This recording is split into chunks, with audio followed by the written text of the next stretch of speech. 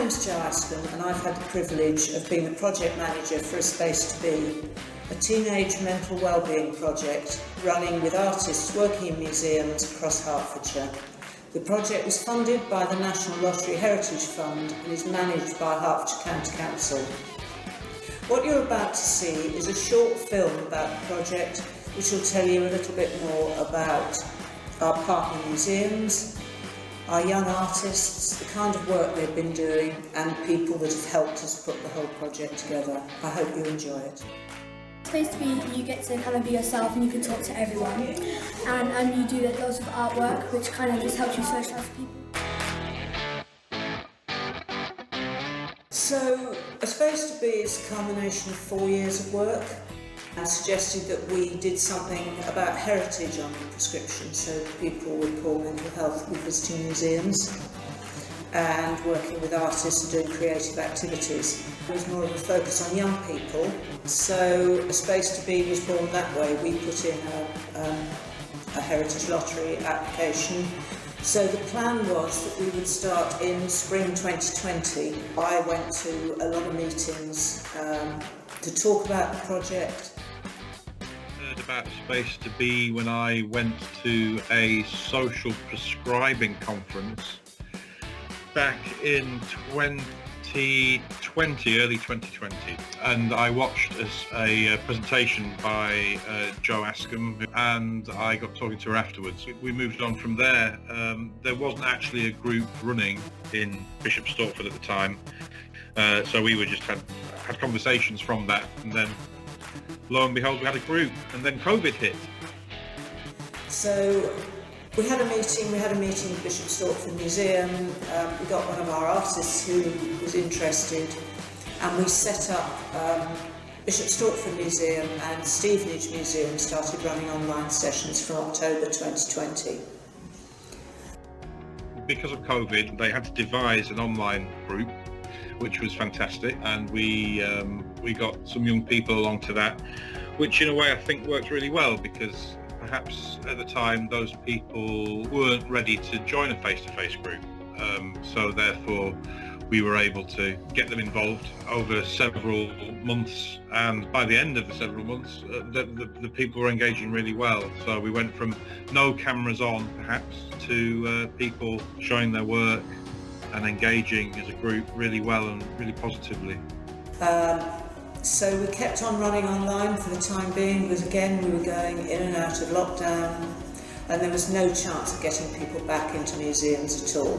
One of the quite challenging things was producing artworks during the online sessions, because all the young people had, a certain amount of materials. They all had the art materials that they use for school.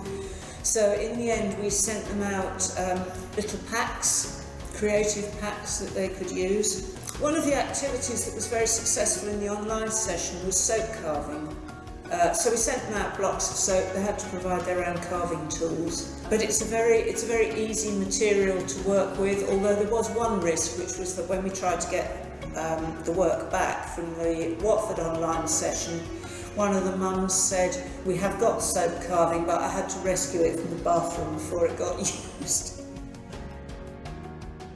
All our museum partners would be up and running again by September 2021.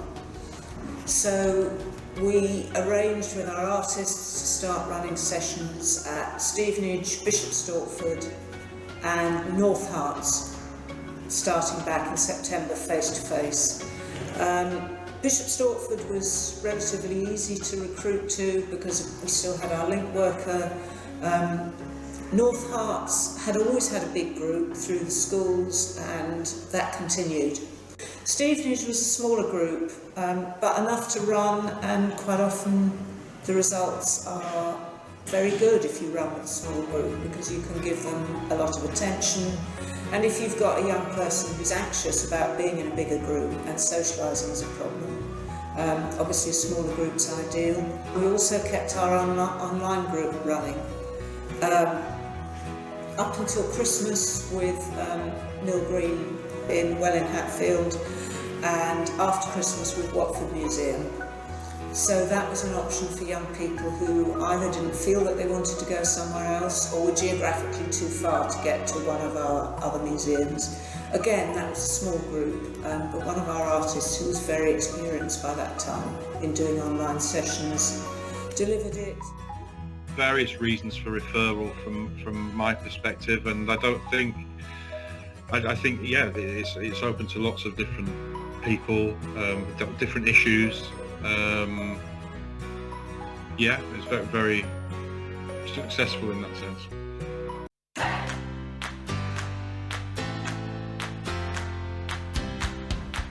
How does the project work? How does it run?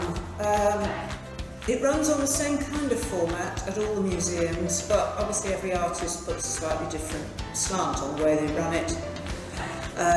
Young people arrive at 4:30, some have had time to go home and get changed, some are still in their school uniform. They'll come in and there'll be some sort of an icebreaker, and we've done all sorts of different things. One of our artists, so she'll ask people to say their name, their pronouns that they prefer to use, and how they're feeling today in terms of the weather or form of transport or an animal, or we can find out what the kind of baseline is for today, and then she repeats the how are you feeling in the same context at the end of the session. We can see whether people are feeling better, and they can see whether they're feeling better as well, so it gives them an opportunity to think about what they've got out of the session. So they'll get their inspiration, as I say, whether from something that's been brought in for them, or by going out and walking around the galleries and looking at things. They'll then do some artwork, and then comes what for many of them appears to be the most important part of the session, which is food. There's a lot of pizza things. I've worked with young people's organisations in the past where we've been dealing with young people in quite challenging circumstances. And one of the important things always has been to feed them. And I think everybody knows in any kind of community work that an opportunity to eat together is really important. So we order in pizzas because all young people, as far as I can see, like pizzas. They range from just the plain and ordinary margherita, which we get at most museums. At Stevenage, a cheeseburger pizza is a favourite. So that's an opportunity for them to socialise.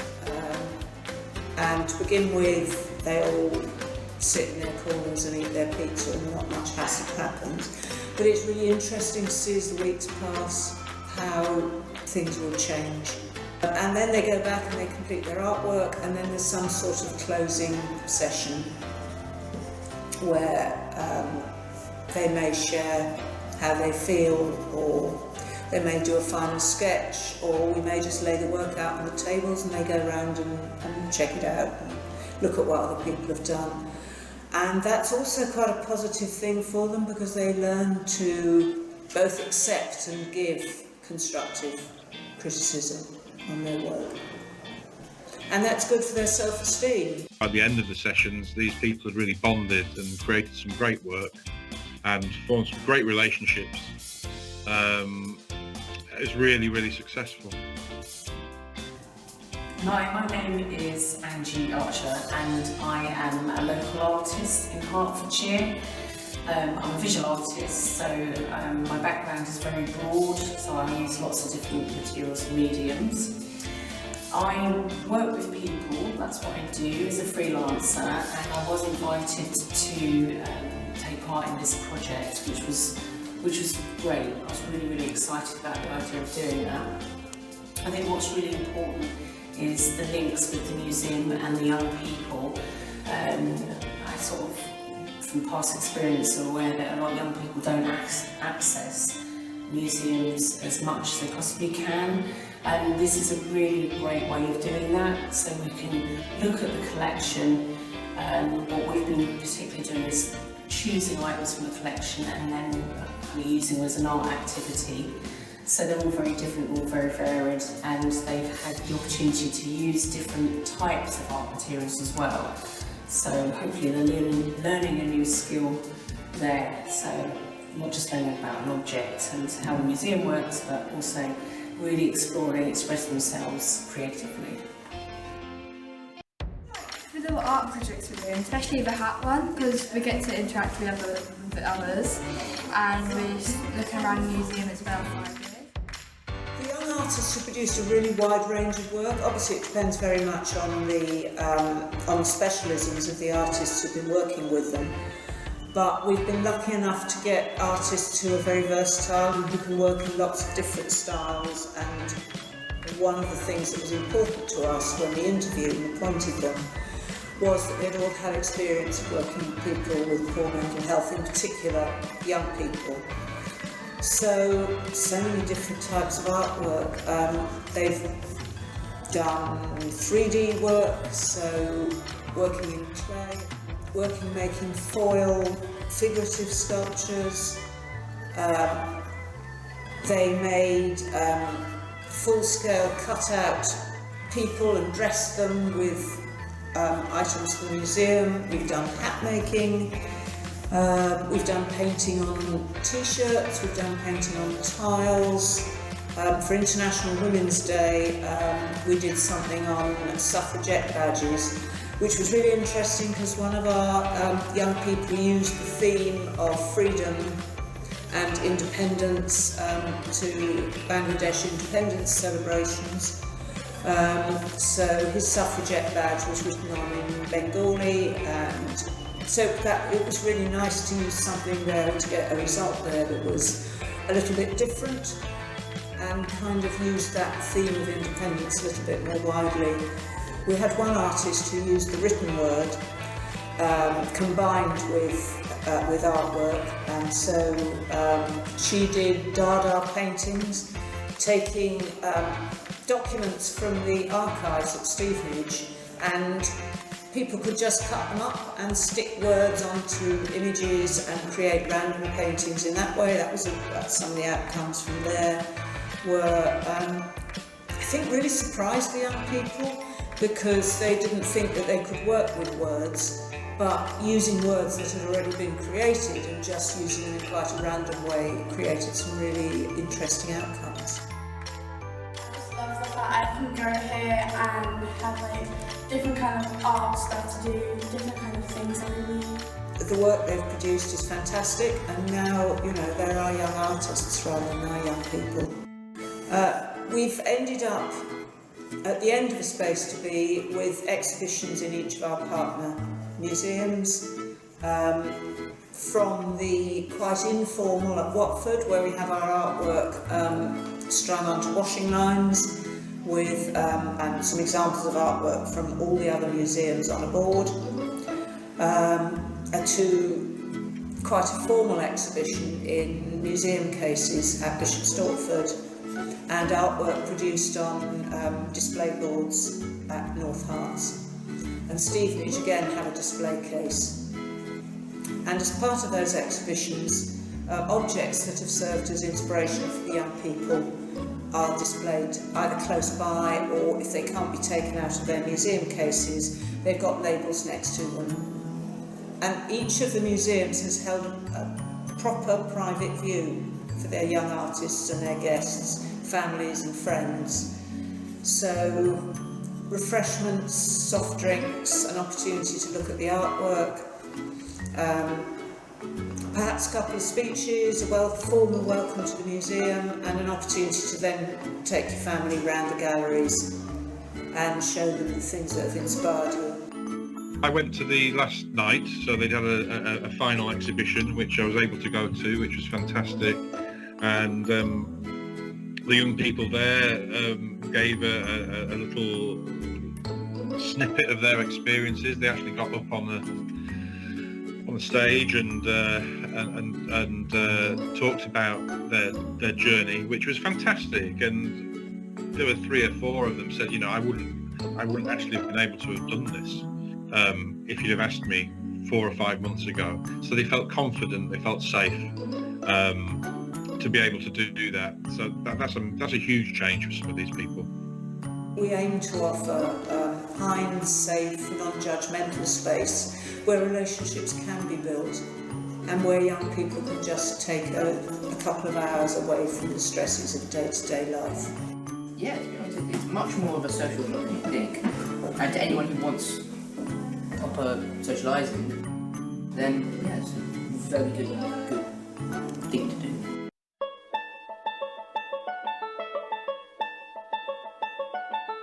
The aim for museums in being involved in this project was to encourage more young people to come through their doors. They're an audience that don't think of museums as somewhere to go particularly except for school trips. So do you feel you kind of got to know the museum a bit more now? Yeah, I think it's really cool like how they have loads of like history things, especially upstairs we have like a bit of an Egyptian area because I quite like mythology. So yeah, I think that's really cool. So there was a lot of hope that we would find out a little bit more about what young people wanted. So to that end, part of the project plan was to set up young people's advisory groups at each of our partner museums. So we identified 2 or 3 people from each museum, and to partly as a thank you and partly to give them an idea of what happens at other museums, we wanted to take them for a day out. So we popped them in a minibus and took them to the Natural History Museum at Tring, because that was a Hertfordshire museum, easy to get to.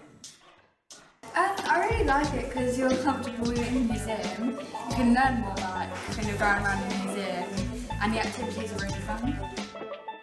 Because it's quite calm to kind of look around, and, like nice to just draw stuff. So yeah, I think I would come again.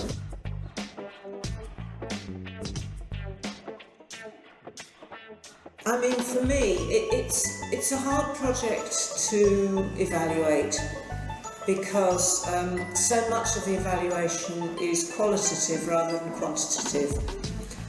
We've been using WEMWEB's, the Warwick Edinburgh Mental Wellbeing Scale, but you know, no system is perfect, and probably the most reliable is the comments that we're getting. We're getting feedback from parents that's been very positive, both verbal and through a survey, and just some of the things you overhear from the young people. I mean, for example, at Bishop Stortford, our young people have set up a WhatsApp group so that they can get together afterwards. One of the challenges with a project like this is there's always a risk that when the funding comes to an end, you just feel that you're walking away. You've worked closely with participants in any project, but particularly in a project like this where you're supporting their mental health, that you've worked with them and then you're just going to walk away. So the aim of the project is to find alternative activity in the locality that young people can be signposted to. One of our partner museums is doing a Young Curators project, which has arisen partly from the success of A Space to Be, and I know for a fact that a few of our Space to Be young people are going to be involved with that. It's hoped that 1 or 2 of the other museums will find alternative sources of funding, and they've been already talking to their artists about continuing from September to deliver the project. But it's hoped that everybody who needs to continue with something like this can be found a space where they can do it. Thanks to everybody that was able to make this happen, really. It was a fantastic opportunity. And, you know, some of the young people of Bishop Stortford that attended this, they've benefited massively. So I think thank you on behalf of them as well.